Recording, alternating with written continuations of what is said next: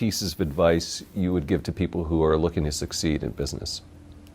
Well, by far the best investment you can make is in yourself. I mean, for example, communication skills. I tell the students that come that they're going to graduate schools and business, and they're learning all these complicated formulas and all that. If they just learn to communicate better, and both in writing and in person, they increase their value at least 50%. And, I mean,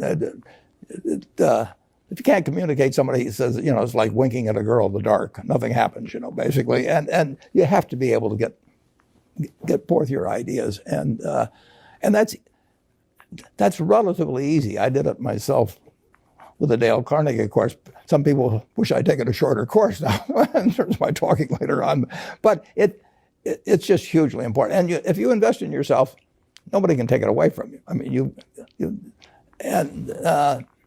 the second thing, which I'll get a certain criticism for not living it, but I do tell those students, that if I gave you a car and it'd be the only car you get in the rest of your life, you take care of it like you can't believe. Any scratch, you'd fix that moment. You'd read the owner's manual. You'd keep a garage and do all these things. And you get exactly one mind and one body in this world. And you can't start taking care of it when you're 50. By that time, you'll have rusted out if you haven't done anything. So you should really make sure that you just remember that you just got one mind and body to get through life with and to do the most with it.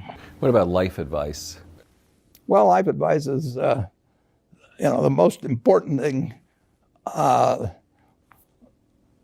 aside from the things I've talked about already, is really who you associate with. You want to associate with people that are better than you are. I mean, basically, you'll go in the direction of the people that you associate with, and you want to have the right heroes.